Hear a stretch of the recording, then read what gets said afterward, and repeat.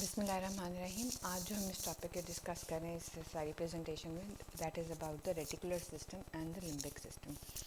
Reticular system में हम देखेंगे कि इसकी लोकेशन और स्ट्रक्चर क्या है, what are the anatomical component of the reticular formation, its neurotransmitter, how it is going to function by and assist in regulating the sleep-awake transitions, attention, and its clinical relevance regarding the pain, developmental influences, and its pathologies.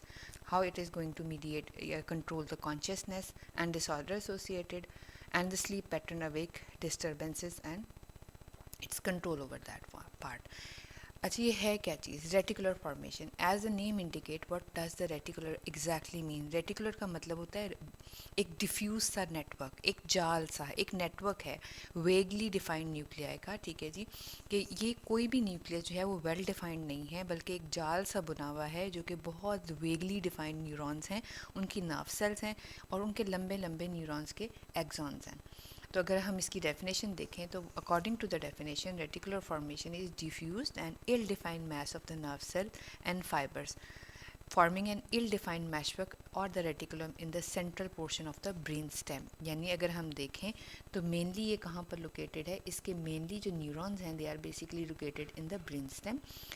Neurons के vaguely defined groups हैं, वहाँ से लंबे लंबे axons हैं जो कि हर पार्ट ऑफ द ब्रेन को जा रहे हैं और कंट्रोल कर रहे हैं सारी की सारी ब्रेन की एक्टिविटीज़ को और एक दूसरे के साथ कोऑर्डिनेट करवा रहे हैं।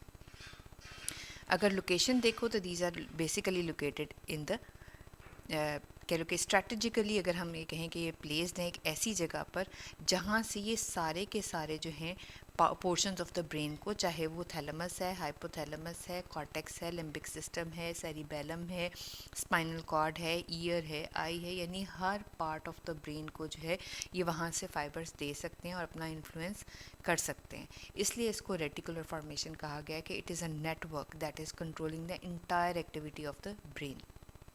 यहाँ पे देखें तो ये मेडुला ऑब्लोंगेटा है, क्योंकि ये देखो ये पायरामिड है, इसका मतलब पायरामिड जो है वो आपका मेडुला ऑब्लोंगेटा में। तो इस डायग्राम में आपको इंटीरियर ऑफ द पायरामिड वो दिखा रही हूँ, मेडुला ऑब्लोंगेटा, जिसके अकॉर्डिंग देखो तो आपको एक कह लो ब्रांचिंग सा नेटवर्क नज़र आ रहा है। यानी ये तो मेनली न्यूक्लियर, बाकी हम हाइपोग्लॉसल के पढ़ते थे और लिवरी न्यूक्लियस पढ़ते थे, ये नर्व्स उसमें से इमर्ज होती हुई नज़र आ रही हैं। These are the properly well defined nuclear complexes, जो कि ये स्ट्रक्चर्स को, यानी हाइपोग्लॉसल न्यूक्लियस है तो उसकी वजह से हाइपोग्लॉसल नर्व निकल रही है, और लिवरी कॉम्प्लेक्स है तो लिवो सेरिब्रल ट्रैक निकल रही है, तो प्रॉपरली डिफाइंड है ना। लेकिन नीचे वाले देखो तो वो शाखों की तरह ब्रांचिंग सिस्टम, एक नेटवर्क, एक जाल सा बना पड़ा हुआ है इनसाइड द मेडुला ऑब्लोंगेटा, और this is a part of the reticular system, जो रेटिकुलर फॉर्मेशन है। अच्छा जी, रेटिकुलर फॉर्मेशन जो है वो बेसिकली जो बनाता है उसको कहते, जो सिस्टम बनाता है उसको रेटिकुलर एक्टिवेटिंग सिस्टम कहते हैं, जिसको सेकंड नाम जो है इसका extra thalamic control modulatory system. देखो आपको ये पता है कि हर चीज़ का जो सेंटर था, third order neuron in the case of the sensory system, और जो मोटर के थे वो भी interior part of the thalamus, उसमें आपके सारे रिलेइंग सेंटर्स थे, या रिलेइंग कह लो या कोऑर्डिनेटिंग सेंटर्स, कुछ ना कुछ थैलेमस में भी थे, और वो सब कुछ कंट्रोल कर रहा था activity regarding the sensory and the motor.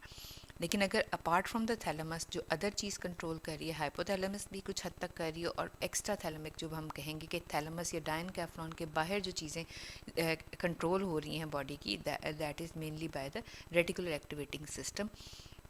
और रेटिकुलर एक्टिवेटिंग सिस्टम जो है ना, it is a part of the mammalian brain that is located in the brain stem. तमाम के तमाम मैमल्स में प्रेजेंट है इंक्लूडिंग ह्यूमन, और ये ब्रेन स्टेम में बेसिकली लोकेटेड होता है। ठीक है जी, इसका complex aggregate of the neurons है which is cell body form the clustered in the tegmentum of the brain stem. Forebrain में भी इसकी एक्सटेंशन है, एंड द थैलेमस।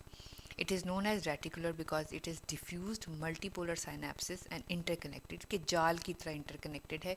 कोई आप इसका first order second order trace नहीं कर सकते, बल्कि ये मल्टीपल इंटरन्यूरॉन्स के साथ करते हुए और लंबे लंबे कनेक्शंस के साथ जो है ये सारे पार्ट्स ऑफ द ब्रेन के पास किसी भी कह लो कि पैटर्न या यूनिफॉर्मिटी को फॉलो नहीं कर रहा होता, बल्कि हर तरह से एक नेटवर्क सा जनरेट कर रहा होता है। अच्छा जी, रेटिकुलर फॉर्मेशन कैसे पढ़ा हुआ है? आपकी बुक जो डायग्राम पर दिखाती है वो मोर और लेस इस तरह से पढ़ा हुआ है। This is the brain. यहाँ से अगर मैं आपको बताऊँ, यहाँ से आपका नीचे वाला पोर्शन इज़ मेडुला ऑब्लोंगेटा, ये पॉन्स है, और ऊपर वाला जो पोर्शन है this is the mid brain. जैसे अभी बात की, रेटिकुलर फॉर्मेशन जो है वो बेसिकली कहाँ पढ़ा हुआ होता है? ब्रेन स्टेम में। तो brain stem comprises of the medulla oblongata, pons and the mid brain. तो ये जो आपको टर्क्वाइश, पर्पल और येलोइश कलर के न्यूक्लियर नज़र आ रहे हैं 3 लंबे लंबे कॉलम्स की फॉर्म में, दीज आर बेसिकली द जो है न्यूक्लियर कॉलम्स हैं जो कि with in the brain stem जो है वो पड़े हुए हैं। और ये जो है they are basic comprising the reticular formation. 3 तरह के कॉलम्स नज़र आएंगे। नंबर 1 इज़ द पर्पलिश, जिसको मीडियन कॉलम कहा है, जो कि बिल्कुल सेंटर मिड लाइन में एक ही होगा। उसके इन इधर साइड देखो तो टर्क्विश कॉलम है और येलोइश कॉलम है, दे आर द मीडियल, जो कि मीडियली है, और उसके बाद लैटरल कॉलम है। ठीक है जी, जो मीडियन कॉलम है that is more likely to be located in the mid brain and the upper part of the pons, and it is going to ascend the projection toward the cortex and necessary for the arousal. ठीक है जी, और जो उसके side पे टर्क्वाइस colour का नज़र आ रहा है that is the medial column. Medial column जो आपका एसोसिएटेड है, medial column that is associated with the movements of the I and the swelling in the brain reflexes. जो lateral column है, the lateral column है that is basically descending part। ठीक है जी, जो नीचे वाला है descending projection है, जो कि spinal cord में muscle tone और respiration और arterial pressure को control कर रहा होता है। अच्छा जी, रेटिकुलर फॉर्मेशन जो है वो 2 पार्ट्स में आप उसको डिस्क्राइब करते हो, कॉर्डल पार्ट और द रॉस्ट्रल पार्ट। ठीक है, रेटिकुलर एक्टिवेटिंग सिस्टम जो है ना वो ब्रेन के upper level of the pons में, यानी ऊपर वाला पोर्शन जो है रेटिकुलर एक्टिवेटिंग सिस्टम का, वो अपर पॉन्स और मिड ब्रेन को कंप्राइज करता है। और ये कंटेन करता है कि neurochemically classified group of the neurons, यानी हर कोई जो ग्रुप ऑफ द न्यूरॉन्स है उसको आप जो केमिकल वो एक्सक्रीट कर रहा होता है या सिक्रीट कर रहा होता है उसके बिहाफ पे ग्रुप ऑफ द न्यूरॉन्स में डिवाइड कर देते हैं। उसकी वजह से वो एक्टिविटी जो है वो different part of the cerebral cortex पे करे, थैलेमस में करे, या alertness, wakefulness, maintenance of attention, emotional reactions and learning processes में करता है। इसका मतलब ये हुआ कि जो आपका पूरा का पूरा 3 पोर्शन में जो रेटिकुलर एक्टिवेटिंग सिस्टम पड़ा हुआ था, तो हम ये कहेंगे कि हमारे पास जो पॉन्स और ये मिड ब्रेन का और upper portion of the pons में ये जो रेटिकुलर एक्टिवेटिंग सिस्टम पड़ा हुआ है, ये सारा का सारा इन्फ्लुएंस कर रहा है सेरिब्रल कॉर्टेक्स में और थैलेमस में।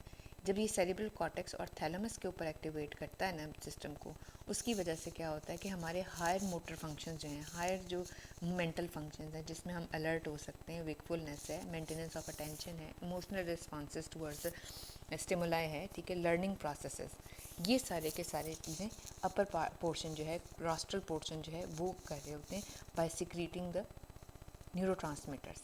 और उसकी वजह से हम क्लासीफाई करते हैं कि वो कैसे इन्फ्लुएंस कर रहे हैं different part of the brain को।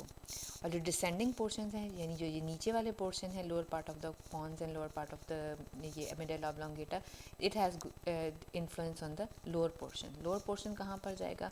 Mainly over the spinal cord के, मेडुला ऑब्लोंगेटा के नीचे वो स्पाइनल कॉर्ड में है, तो वहाँ से उसकी मोटर एक्टिविटी जो है वो कंट्रोल कर रहे हैं। प्लस इनके पास रेस्पिरेशन और प्लेशर के CVS और जो है ना रेस्पिरेशन, उसको भी कंट्रोल कर रहा है। तो इन अदर टर्म्स के अगर हम देखें तो सिंपल सी बात ये है कि रेटिकुलर जो फॉर्मेशन है इसके 2 फंक्शन है। अपर पार्ट जो होगा अपर जो पोर्शन ऑफ द ब्रेन को कंट्रोल करेगा, लोअर पार्ट जो होगा वो लोअर पोर्शन को कंट्रोल करेगा।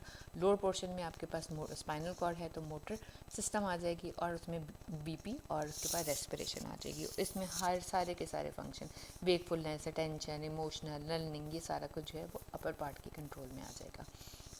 ये इसकी लोकेशन बताई हुई कि reticular activating system is present in the brain stem, और वहाँ से जो है वो मर्जिंग करते हुए फाइबर जो हैं उनके influences on the entire parts of the brain including the cerebellum, क्या स्पाइनल कॉर्ड, क्या विसरल और एक्टिविटी, आई, ईयर, लर्निंग, हर तरह से कंट्रोल हो रहा है।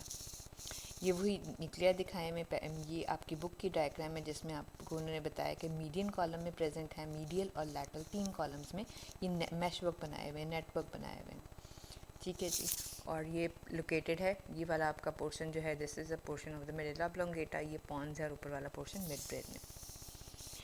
इसके अकॉर्डिंगली इस डायग्राम में आपको ये बताया कि दे आर डिफरेंट न्यूरोट्रांसमीटर, जैसे अभी बात की न्यूरोकेमिकल मीडिएटेड ग्रुप्स के डिफरेंट टाइप बेशक ग्रुप्स में प्रेजेंट है, चाहे वो मीडियल कॉलम का है, चाहे वो लैटरल कॉलम का है, चाहे वो मीडियन कॉलम का है।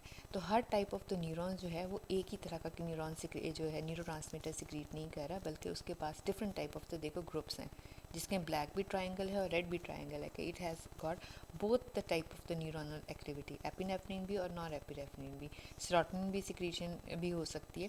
तो इस वजह से different type of the neurotransmitter, her class of the neurotransmitter secrete करके ब्रेन की एक्टिविटी को कंट्रोल कर रहा है। ये वही बताया हुआ कि रेटिकुलर एक्टिवेटिंग सिस्टम जो है वो दो पार्ट्स में डिवाइडेड है, असेंडिंग जो कि अलर्टनेस, वेकफुलनेस, लर्निंग प्रोसेसेस को कर रहा है, डिसेंडिंग जो मोटर, रेस्पिरेशन और सीवीएस को कंट्रोल कर रहा है। अब वो कहते हैं ये कंट्रोल कैसे करेगा, अब वो ये कहते हैं कि इसके पास पहले इन्फॉर्मेशन आनी चाहिए। तो रेटिकुलर फॉर्मेशन में एफरेंट फाइबर्स कहाँ से आएंगे, तो if you see afferent fibre नीचे से ब्रेन के हर पोर्शन को आपने नाम देना है। स्पाइनल कॉर्ड होती है, स्पाइनल कॉर्ड के ऊपर कहाँ से आएंगे, सारे के सारे जो है उसकी सेंसरी पाथवेज, और ये सेंसरी स्पेशल सेंसेस भी होंगी, ना सिर्फ ऑर्डिनरी सेंसेस बल्कि स्पेशल सेंसेस भी, सब इसको एक एक इन्फ्लुएंस जो है ट्विक देंगे, हर नर्व इसको एक ट्विक देगी रेटिकुलर फॉर्मेशन को। फिर आप देखो स्पाइनल कॉर्ड के ऊपर, क्योंकि ब्रेन स्टेम में ये खुद है, ये तो खुद ब्रेन स्टेम है, तो ये आ गई। ब्रेन स्टेम के ऊपर आपके पास थैलेमस है, तो थैलेमस से भी जा रहे हैं, फिर कॉर्पस स्ट्राइटम से भी, कॉर्टेक्स से भी, सेरिबेलम से, यानी हर पार्ट ऑफ द ब्रेन ने इसको एफरेंट या अपनी इंफॉर्मेशन ट्रांसफ़र कर दी। अब इसके पास जो है इसने सारा कुछ अपने अंदर जो है वो जो है एक्टिवेशन वो की, और उसके अकॉर्डिंगली रिस्पांस जनरेट किया, जो इसने सोचा कि मैंने क्या काम करवाना है इस रिस्पांस में। अब ये ईफरेंट किस किस को दे सकता है, बिल्कुल ईफरेंट उन्हीं को देगा जहाँ से एफरेंट आएगी, कॉर्टेक्स की एक्टिविटी को, अलर्टनेस को, वीकनेस को, अटेंशन, लर्निंग, मोटर रिस्पॉन्सेज जो भी करवाना है वो इसके करूँगा। उसी तरह से सेरिबेलम को दे रहा है, थैलेमस, हाइपोथैलेमस, सब थैलेमस सबको देगा, मिड ब्रेन के substantia Niagara, red nucleus tectum को देगा, और स्पाइनल कॉर्ड को, यानी जिन जिन जगहों से इसके पास एफरेंट्स आए थे, इन्फॉर्मेशन इसको ट्रांसफ़र हुई थी। देखो हर पार्ट ऑफ द ब्रेन को अगर हम रफली ड्रॉ करें, ये ब्रेन है, ये ब्रेन स्टेम है, और नीचे जाके स्पाइनल कॉर्ड। तो हम क्या कह रहे हैं, हम ये सिंपल बातें कह रहे हैं कि स्पाइनल कॉर्ड भी दे रही है, स्पाइनल कॉर्ड भी दे रही है, फिर सेरिब्रल कॉर्टेक्स भी दे रहा है, पीछे से सेरिबेलम भी दे रहा है, थैलेमस भी दे रहा है, हाइपोथैलेमस भी दे रहा है, और बेसल गैंग्लिया भी। इसी तरह से हर पोर्शन ऑफ द ब्रेन को ये वापस जो है ईफरेंट फाइबर्स के थ्रू इन्फ्लुएंस कर रहा है, यानी हर एक के ऊपर नज़र रख के बैठा हुआ है। क्यों बैठा हुआ है, क्योंकि इसके बहुत इंपॉर्टेंट फंक्शंस हैं। क्या फंक्शन इसने परफॉर्म करने हैं, जिसलिए इसको इतनी ज़्यादा एक्टिविटी चाहिए कि इसको हर इन्फॉर्मेशन पहुँचे भी, और ये भी हर एक इन्फॉर्मेशन या हर एक के फंक्शंस को कंट्रोल करे। इसके पास कौन सी ऐसी रिस्पॉन्सिबिलिटीज़ हैं जो कि इसको परफॉर्म करनी है। इसके पास control of the skeletal muscle है, somatic and visceral sensation, somatic means related to the skin and visceral means related to the viscera. Autonomic control की ट्रिक्स भी हैं, एंडोक्राइन फंक्शन भी है, इन्फ्लुएंस बायोलॉजिकल क्लॉक। जैसे आप रमज़ान में अपनी बायोलॉजिकल क्लॉक देखो तो आप लोगों की क्या होती है कि रिवर्स हो जाती है, कि आप सहरी के टाइम एकदम बाजू का 2-3 दिन मुश्किल होती है लाम के साथ, लेकिन आफ्टर सम टाइम जो रिस्पॉन्सिबल होते हैं वो क्या होते हैं, उनको खुद ब खुद ही नींद नहीं आती और आँख खुल जाती है, रूटीन बन जाती है। इसी तरह से जैसे आजकल आप लोग बहुत सेडेंट्री लाइफस्टाइल में हो, लेकिन यूँ ही यूनिवर्सिटी की बात आएगी देन अगेन कुछ लोगों में ये हैबिट अच्छे बच्चों में डेवलप हो जाती है कि वो खुद ब खुद ही बगैर अलार्म क्लॉक के 6 o'clock को उठ जाते हैं और उस हिसाब से अपना टाइम टेबल मेंटेन करना शुरू करते हैं। That is basically the biological clock, जो कि आपकी स्लीप अवेक पैटर्न के साथ डिसाइड होती है, कब भूख लगनी, कब सोना है, कब आप थक जाते हो, और उस तरह से arousal and the level of the consciousness, कि इस टाइम अगर आप लेक्चर सुन रहे हो तो आप कितना कॉन्शियसली सुन रहे हो, कितने अलर्ट हो, कितनी लर्निंग आपकी हो रही है, और कितना आप ये लेक्चर एब्जॉर्ब कर रहे हो, और कितना इंटरेस्ट आप इसमें आपको इसको लग रहा है। That is all the function of the reticular formation. इसमें स्लाइड में वही दिखाया है कि it control the sleep, waking and attention. और देखो स्लीप अगर प्रॉपर होगी तो आपकी लर्निंग भी प्रॉपर खुद ही हो जाएगी। It is a sophisticated filter, कि आपके जो वेगली आपको स्टिमुलाई आ रहे होते हैं जिनका इन्फ्लुएंस बॉडी पे होना ज़रूरी नहीं है, उनको ये फ़िल्टर आउट कर देगा कि उसके रिस्पांस में रिएक्शन नहीं होगा। आप हर छोटी बड़ी चीज़ के रिस्पांस में अपनी बॉडी को रिएक्ट नहीं कराते, बल्कि बहुत प्रॉपर हो और उसका कुछ मकसद हो तो ही आपकी बॉडी उसको जो है वो रिएक्ट करती है, and that is being modified by the reticular activating system. ठीक है जी। Create blind spot to the junk, फालतू की चीज़ों को ब्लाइंडली आप रिस्पॉन्ड करते हो। Act like an executive assistant, allow to focus on what you value. ठीक है, जैसे अगर आप मेरी बात को वैल्यू कर रहे हो तो आप उसको फोकस भी कर रहे हो, समझ भी रहे हो। जब आपको ये लग रहा है कि जो मैं बातें कह रही हूँ that is not worth enough कि उसको कोई वैल्यू दी जाए, तो you are not going to generate any kind of attention towards this kind of lecture. तो आप क्या करोगे, आपका ब्रेन खुद ही डिसाइड कर लेता है इसको तवज्जो से नहीं सुनना, बस ऐसी मोटी मोटी बात याद रखनी है। तो ये आपका जो रिस्पॉन्स है ये सारा कुछ रेटिकुलर एक्टिवेटिंग सिस्टम कर रहा है। परसीव अ थ्रेट, कोई ख़तरनाक बात होने लगी है जैसे आपका सिक्स सेंस होती है, that is also because of the reticular activating system. Support you when you set your goals, जब आप कोई अचीवमेंट के लिए अपने गोल सेट करते हो तो आपको ये जो मोटिवेशन मिलती है, that is being generated by the reticular activating system, के एक्टिवेट रखता है आपको, अलर्ट रखता है, अवेक रखता है, कॉन्शियस रखता है, कि ज़िंदा रखने के लिए, आपके अंदर एक पॉजिटिविटी रखने के लिए ये बहुत ज़रूरी होता है, ये रेटिकुलर एक्टिवेटिंग सिस्टम काम करता रहे। सेकेंड इंपॉर्टेंट सिस्टम जो अभी तक हम पढ़ने लगे हैं, that is the limbic system. Limbic का मतलब होता है बॉर्डर। अच्छा जी, बॉर्डर इसको क्यों कहते हैं, बिकॉज इट जो लिम्बिक सिस्टम हम पढ़ते हैं, जिस भी पार्ट्स ऑफ द ब्रेन को हम लिम्बिक सिस्टम में काम करते हैं, they are comprising of the ring of the grey matter on the medial aspect of the cerebral hemisphere. ठीक है जी, लिम्बस जो है मीन्स बॉर्डर और the edge. The limbic system include the structure that lied in the border zone between the cerebral cortex and the thalamus. अब जो structure है beyond the border zone also include the thalamus and the hypothalamus. अगर मैं आपको यहाँ से diagram दिखाऊँ तो बॉर्डर, ये देखो रिंग को उसने कहा, ये रिंग्स लाइक स्ट्रक्चर है जो कि medial side of the brain पे प्रेजेंट है यूं करके, और this is that is why this is known as the limbic system. अगर आप ओरिजिनल ब्रेन पे अगर आप देखो तो ये मोर और लेस, अगर आप देखो कौन कौन सी चीज़ें हम देख रहे हैं, ये इन्फीरियर सरफेस है जिसका टेम्पोरल लोब है, इन्फीरियर की टेम्पोरल, ये सुप्रा टेंटोरियल सरफेस जो टेंटोरियम पे आती है वहाँ से। तो देखो तो हमने क्या किया था, ये कैल्क्राइन सर्कस था, और ये जब नीचे की तरफ जाता है तो यूं करके जाता है। ठीक है क्या जी, जितने पोर्शंस यहाँ पर हमने नीचे देखे थे, यहाँ पे हमने देखा था लिंगुअल गायरस, ये जो आपको येलोइश नज़र आ रहा है हिप्पोकैम्प, पैरा हिप्पोकैम्पस जो नीचे की सरफेस पे आता है, आगे उसके राइनल सर्कस, यही जो है जब अंदर की तरफ टर्न करता है तो क्या बन जाता है, हिप्पोकैम्पस। ये देखो यहाँ से देखो तो this is the para hippocampus, और ये अंकस, ठीक है, अंकस है, राइनल सर्कस है, पैरा हिप्पोकैम्पस है, ये जो कैल्क्राइन सर्कस में सुप्राटेंटोरियल सरफेस ऑफ द ब्रेन पे आती है। ठीक है, यही जब अंदर की तरफ, जैसे मैंने बताया था पिज़्ज़ा डो को जैसे आप अंदर की तरफ मोड़ते हो तो that comes into the floor of the lateral ventricle. जब वो floor of the lateral ventricle की तरफ मुड़ जाता है, अंदर की तरफ यूं करके चला जाता है, तो that is giving rise to the hippocampus and pes hippocampus. अच्छा, पैस हिप्पोकैम्पस भी बन गया। अब पैस हिप्पोकैम्पस का आपको सारी वो स्टोरी पता है कि pes hippocampus alveus fimbria, column of the fornix, crus body, column of the fornix, and this is the mammillary bodies. These are all the parts that is going to form the limbic system along with the hypothalamus और thalamus और medial forebrain bundle. ये तीन नई चीज़ें हैं जिसमें यहाँ पर ये सिंगुलेट गायरस है, मीडियल लॉन्गिट्यूडनल बंडल है, मीडियल फ्रंटल कॉर्टेक्स है, thalamus and hypothalamus, they are forming the limbic system. इस वाली डायग्राम में अगर हम देखें तो इस वाली डायग्राम में आप देखो तो ये आपको फिर दोबारा देखो कैल्क्राइन सर्कस नज़र आ रहा है, और ये नीचे की तरफ जा रहा है कोलैटरल सर्कस बनते हुए। तो हमने देखा था कि इस पार्ट को आप कहते थे लिंगुअल गायरस, ये जो गायरस बनता था this is the para hippocampus, और आगे की तरफ जो था वो बनता था अंकस।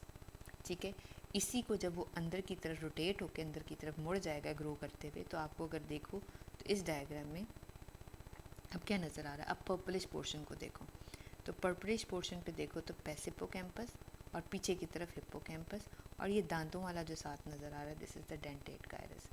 इन्होंने जो एल्वियस फिम्ब्रिया और क्रस बनाया, फिर बॉडी ऑफ द फॉर्निक्स बनाया, बॉडी के बाद कॉलम बन गया, कॉलम के बाद जाते जाते वो क्या करेगा मेमोरी, ये सॉरी मैं ऊपर ले गई हूँ, चलो सॉरी, ये जो गया था ये जो था दिस वन, ये फॉर्निक्स बन गया। ठीक है जी, ये वाला सारा का सारा ये जो एल्वियस फिम्ब्रिया क्रस कॉलम और बॉडी और the column of the fornix, they are going to end up into the memory body. इसके साथ जो आप इंक्लूड करोगे, इसको करोगे थैलेमस को और हाइपोथैलेमस को, सिंगलेट गायरस को और मीडियल लॉन्गिट्यूडल बंडल को। एग्जाम पॉइंट ऑफ व्यू से अगर देखा जाए तो आपसे पूछ बहुत भी अगर आपको एग्जाम में आ जाए तो आपका ये होता है list the parts of the limbic system. ठीक है, लिस्ट कर देते हो और उसके बाद function of the limbic system. तो आप लिस्ट का अगर हम देखें तो हमने क्या क्या पोर्शन लिम्बिक सिस्टम में जो है वो किए हैं। हमने यहाँ से स्टार्ट करना है कोलैटरल सर्कस से, ठीक है, और यहाँ से लिंगुअल गायरस, पैरा हिप्पोकैम्पस, अंकस, फिर हमने किया वो पर्पलिश पोर्शन पे पैस hippocampus, dentate gyrus, fornix, cingulate gyrus, ठीक है, medial longitudinal bundle, thalamus and the sub thalamus, ये हमने लिस्ट कर दिया, और अलॉन्ग विद द एमिग्डालॉइड न्यूक्लियस। करना क्या है इसने, ये वो फॉर्निक्स की फॉर्मेशन, ये वो पेस हिप्पोकैम्पस है, हिप्पोकैम्पस की वाइट, ये ग्रे मैटर है, तो इसके वाइट फाइबर जो होंगे वो एलवीएस बनाएंगे। एलवीएस जब देखो एलवीएस निकला ना, सारों का एलवीएस वाइट मैटर निकला, एलवीएस इकट्ठा होना शुरू हो गया। जब एलवीएस इकट्ठा हो गया तो क्या चीज़ बन जाएगी, पोनी बन जाएगी, कौन सी, फिम्ब्रिया। फिम्ब्रिया जब पीछे की तरफ जाएगा पोनी पूरी की पूरी, तो क्या बन जाएगा, क्रॉस, दोनों तरफ के क्रॉस।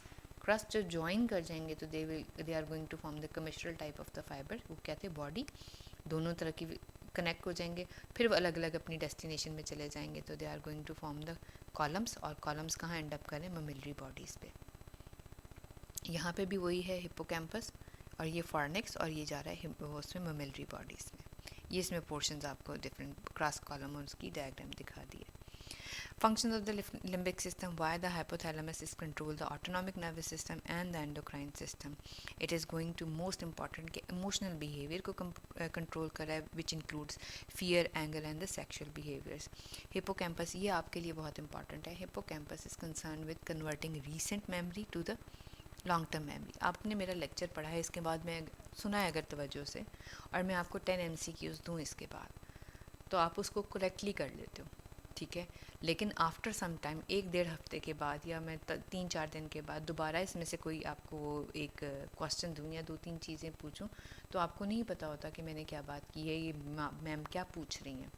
इट मीन्स कि आपने जो सुना वो बहुत सुपरफिशियल सुना, और वो सुपरफिशियल सुनने के बाद जो है वो आप सारा नॉलेज उस वक्त तक तो आया जब तक आप लेक्चर सुन रहे थे, और लेक्चर के 1-आधे घंटे तक, लेकिन उसके बाद जब आपने उसको रिमोट पुरानी मेमोरी में कन्वर्ट करना था, एक लॉन्ग टर्म मेमोरी में कन्वर्ट करना था, वो आप सारी बातें भूल गए। जैसे इसकी एग्जांपल ऐसे भी लो, बहुत सारे बचपन के किस्से अभी तक आपको याद होंगे, ठीक है, अभी तक वो आपकी रिमोट मेमोरी में है, कि आज कोई वाक़या होता है तो आप 10-12 दिन बाद जो फ़नी इंटरेस्टिंग जो आप कॉन्शियसली सुनते हो, जिसको एब्जॉर्ब करते हो, और उसमें आपका इंटरेस्ट होता है, एक आपको शौक से, मूवीज़ हैं, स्टोरीज़ हैं, सब कुछ, और मूवीज़ में बहुत सारे सीन आप भूल जाते हो, तो जिस चीज़ में आपका इंटरेस्ट था वो आपको याद रही, और जिस चीज़ में इंटरेस्ट था वो नहीं याद रही। This is the portion that is concerning with the limbic system, कि आपकी पसंद की चीज़ों को रिमोट मेमोरी में कन्वर्ट करना, पुरानी मेमोरी में, लॉन्ग टर्म मेमोरी में कन्वर्ट करना, that is the function of the limbic system, ठीक है। और वो उसका सेंटर कहाँ है लिम्बिक सिस्टम का भी, हिप्पोकैम्पस में। एंटीग्रेड एमनेसिया, इसकी अगर खुदा ना खास्ता डैमेज हो जाए इस पोर्शन का, तो क्या होगा, एंटीग्रेड एमनेसिया। एंटीग्रेड एमनेसिया का मतलब होता है हिप्पोकैम्पस की ऐसी लीजन जो शॉर्ट टर्म मेमोरी को लॉन्ग टर्म मेमोरी में कन्वर्ट ना करें।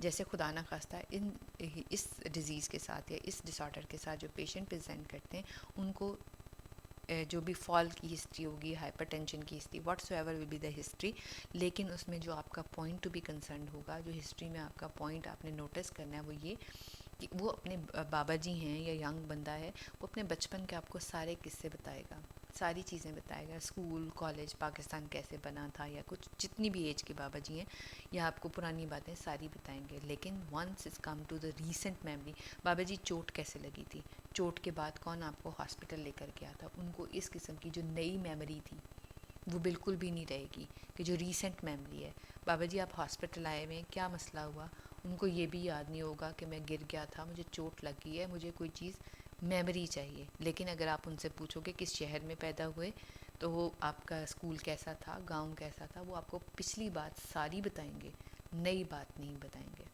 ठीक है। नई बात उनको जो उस चोट के लगने की बाद कि कोई भी मेमोरी उनकी जो है वो लॉन्ग टर्म में कन्वर्ट नहीं हो रही है।